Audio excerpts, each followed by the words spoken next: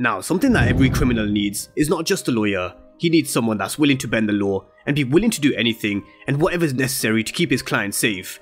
Of course, this requires a couple of things: a lot of money, loyalty, and trust. Now in Power, Ghost and Tommy had Joe Proctor, and in Courtney Kemps' recent Q&A, she said she wished she kept Joe Proctor alive, as well as Lakeisha and Donovan. And Proctor I definitely agree with, which this video will focus on, as well as why I believe Cooper Saxe is the person to be Tariq's Joe Proctor. But the other two people which I would have kept alive would have been Roller and Dre, which I'll get to in a bit more detail at the end of this video. But let me know which three characters you would have kept alive from Power down below in the comment section. But as I said, the main focus of this video will be how Joe Proctor would have helped Tariq and why we could see a redemption story for Cooper Saxe, how he could join the dark side, because as they say, if you can't beat them, you may as well join them. Now I do expect Saxe and McClane to clash at some point, and what better way for Cooper Saxe to put his name back on the map by beating the biggest defense attorney and inflicting McClane's first loss and claiming his first win on Power. So we're going to continue this theme of looking at different perspectives and angles to character storylines this week. But of course, if you're new to the channel and you haven't done so already, then remember to smash the subscribe button if you want to see everything Power Book 2 Ghost and Power Universe related. Let's start with Joe Proctor first, and why he would have been very important for Tariq is because he could be defined by three traits: loyalty, ruthlessness, and he was someone who knew the law. Now Proctor's loyalty was defined when Cooper Saxe and John Mack strong-armed him into wearing a wire because they wanted proof that Angela Valdez was a member of Ghost's organization, and they gave Joe Proctor no choice by threatening him with the custody of Elisa Marie. But even with Elisa Marie on the line, he still chose to be loyal to Ghost. He told him that he was wearing a wire, and this pretty much summed up Proctor's loyalty towards Ghost.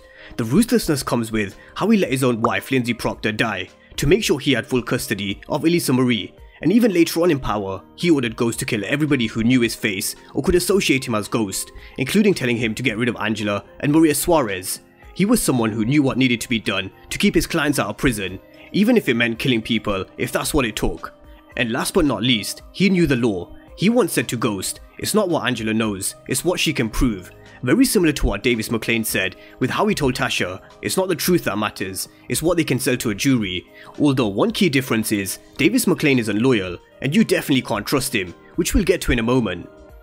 But this is why Joe Proctor would have been very good for Tariq, as well as keeping some of those original Power feels to the show. And also because it would have saved Tariq from approaching Tamika. We saw him approaching Tamika in season 1, but that's when everybody still thought he was innocent. But his innocence phase is now dead and buried, and as Kanan told him in his dream sequence, he's gotta be on his man shit now, and he'll be treated like a man this season. So we're gonna see at some point later on this season, Tamika returning, and she'll be looking at Tariq differently this time. She'll be questioning him whether he is a monster or not, because bodies keep piling up around Tariq. So will she want to protect him? Especially considering she's someone who's straight by the book, and this is going to lead me to someone who's not straight by the book, and I'm going to be talking about Cooper Saxe in just a moment. But first, let's have a look at why Davis McClane isn't the right lawyer for Tariq either, and I'm going to explain why. Now, although he is someone who doesn't need the truth to win, and him being the biggest defense attorney in New York City with a 100% win record, he doesn't have Paula by his side anymore, who even said she was responsible for him keeping this 100% win record, but also because he's not trustworthy and he's not loyal. He was ready to do anything to protect Tasha and win for his client, even if it meant throwing her son under the bus in season 1.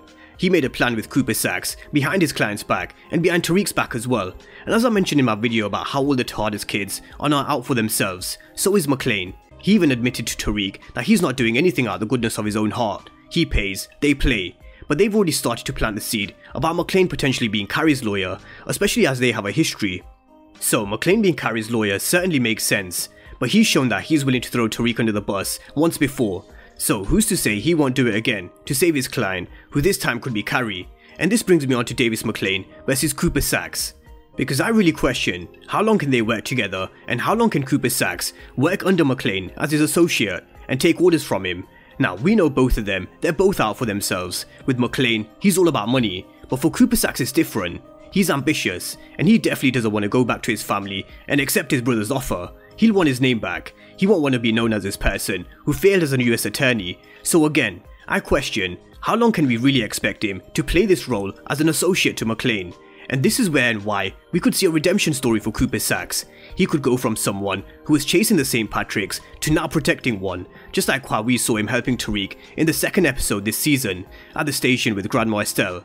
And notice how they've already given us a new character to hate, which is Detective Whitman, who I'm sure doesn't just annoy me, but annoys a lot of you as well. And that used to be Cooper Saxe in Power, but I'm actually coming around to liking his character now, and especially if he becomes Tariq's Joe Proctor. Because let's face it, as much as I joke that he's a serial loser, he is due a win. He's never won on Power, and if he does clash with Davis McLean as he starts to protect Carrie, could we see Saxe turning over to the dark side and realizing if you can't beat the St. Patrick's, you may as well join them? So could we see Saxe getting his first ever win with Tariq by taking down McLean, which could be in the best interest for both of them?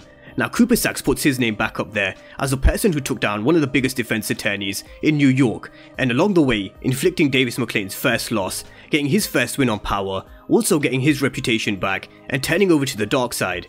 Just like Joe Proctor turned and ordered Ghost to kill people, could we see the same from Cooper Saxe? Because he knows exactly what Tariq is capable of, and he'll know to save him and his client, he'll probably have to take someone out, like Carrie, or even sacrifice someone else. And I don't think Tamika is the person for this, or McLean is either.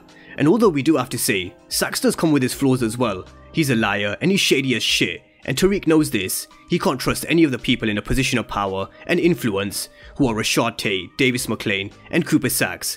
But he's got no choice this season but to trust them, because he's got nobody else, especially when the pressure starts to build on him, which I expected to do later on this season. So what's next with this whole murder investigation? There's definitely going to be a lot of twists and turns, and I do expect McLean and Saxe to clash at some point, because seriously, nobody thinks they can work together harmoniously, do they? Especially when Saxe finds out that McLean has another motive in bringing him in, which is to help free his brother, Theo Rollins. So that's the take on this whole murder investigation, and a theory on Cooper Saxe's redemption. But let's talk about the three characters that I would have kept alive in Power. Of course Joe Proctor is one of them, and I've run through why I think so in this video, so let's talk about Roller and Dre. Now with Roller, a lot of you know I made a video in the Power Off season and said Roller was killed off way too soon in the world of Power, because I feel he could have been the perfect person to mentor Tariq. As much as I think 2-Bit is an OG and a real street soldier, I do think Roller would have meant just that bit more to Power fans, because he was someone who Ghost mentored, and he could have been this big brother to protect Tariq and teaching him some of what Ghost taught him. But moving on to Dre, which may even be a controversial choice, because a lot of people did hate him for his snaky ways, but he was someone that grew as the show went on, and he learned from those people around him. He learned from both Kanan and Ghost. He used all the knowledge and the blueprint of the best two in the game to make his own way up to Distro. As he said, he had a vision of being the biggest goddamn drug dealer in New York City, and all he had to do was just keep on driving as he was leaving New York. He had freedom in the palm of his hands, but he chose to turn around and kill Ghost. But I would have liked to have seen him on either Power Book 2 Ghost or Force. But as I said before, let me know your top 3 characters of who you would have kept alive for the Power spin-offs, and of course drop all your thoughts down below on Tariq needing his very own Joe Proctor. Is this Joe Proctor Tamika, McLean, or Saxe? And could we see a Saxe redemption story? Drop all your thoughts down below in the comment section, and of course if you're new to the channel and you haven't done so already, then remember to smash the subscribe button if you want to see everything Power Book 2 Ghost and Power Universe related. But as always, thank you guys for watching, and I'll see you next time.